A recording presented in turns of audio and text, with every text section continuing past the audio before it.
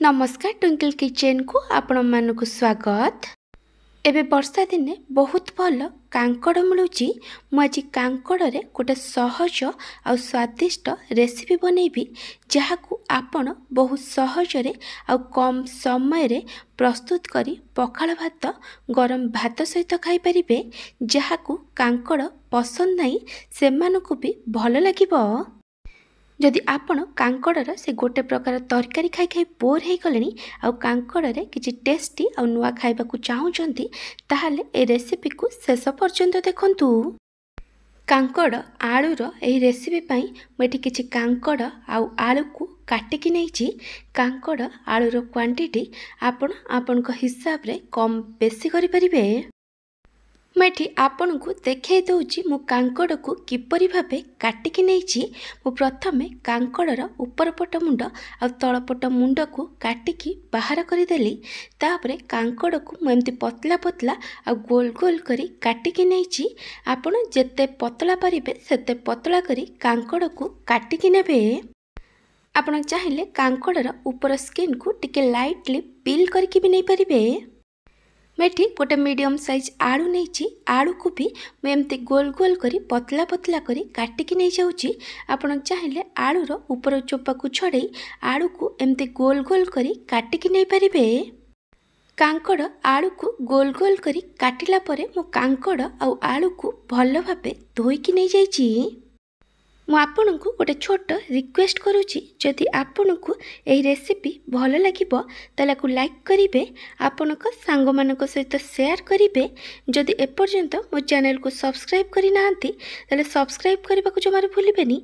पाखर था bell icon ने all notification ने क्लिक करिवे। एहा द्वारा मो जो वीडियो आसीबो आपन प्रथमे देखि परिबे। जदि फेसबुक रे देखुछंती ताले फॉलो करबा को जमार भूलिबेनी। एबे आमे कांकड़ आउ आलू रे स्वाद अनुसार लुण पकेइबा, 1/3 टेबुल स्पून हलदी गुंड दबा आ गोटे छोट चामच जीरा धनिया गुंड पकेइबा। तापरे मु एथिरे लंका गुंड दउची। आपन को जतिकी राग दरकार से अनुसार लंका गुंड पकेइबे आ गोटे छोट चामच चिकन मसला देइची। आ जगार किछि भी सब्जी मसला पकेइ परिबे। तापरे मु एथिरे गोटे छोट चामच अदा रसुण बटा पकेइची। एबे आमे सबु को भल भाबे मिक्स करि दबा जेमति मसला कांकड़ आउ आलू उपरे भल से कोट हेइ जिवो। तापरे मु एथिरे 1/3 कप बेसन आउ 1/3 कप चाउल गुंड दउची। चाउल गुंड जगार आपण कॉर्नफ्लावर पकई परिबे। एबे आमे सबु को धीरे धीरे एमती सुखिला मिक्स करि दबा। तापरे आमे एथिरे अल्प अल्प पानी छिंची भल से मिक्स करिबा जेमती चाउल गुंड बेसन कांकड़ आउ आलू उपरे भल से कोट हेइ जिवो। देखि पारथिबे एटी कांकड़ आउ आलू उपरे मसला बेसन आउ चाउल गुंड भल से कोट हेइ जाइछि। एबे हमको भाजीबा, सेथि पई मैं एठी गोटे पैन ने अल्प किछि तेल देई गरम होबा को रखि देली। तेल भल भाबे गरम होला परे आमे गोटे गोटे करी कांकड़ आउ आलू को पैन ने देई दबा। आपनको पैन ने जेतिकिटा कांकड़ आलू जगह हबो सेतिकिटा कांकड़ आलू को देबे। एबे हमको कवर करी लो फ्लेम रे 4 रु 5 मिनिट पर्यंत कुक करिबा जेमती कांकड़ आलूर गोटे पट साइड टिके लाइट गोल्डन ब्राउन कलर हे फ्राए हे जिवो।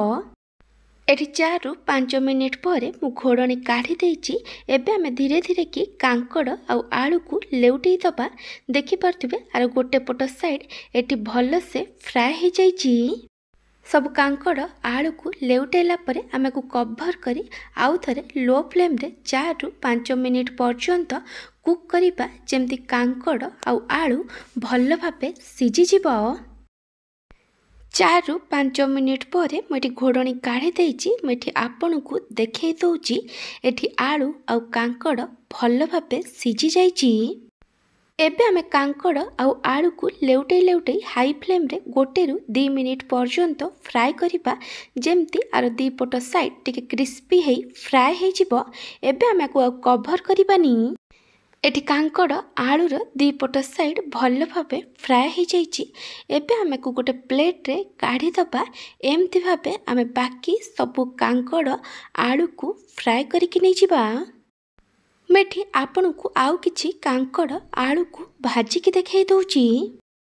जदि आपण को ए कांकड़ आलूर क्रिस्पी मसला भजार रेसिपी भल लगी ताला को लाइक करिवे, आपणक सांग मानक सहित शेयर करिवे।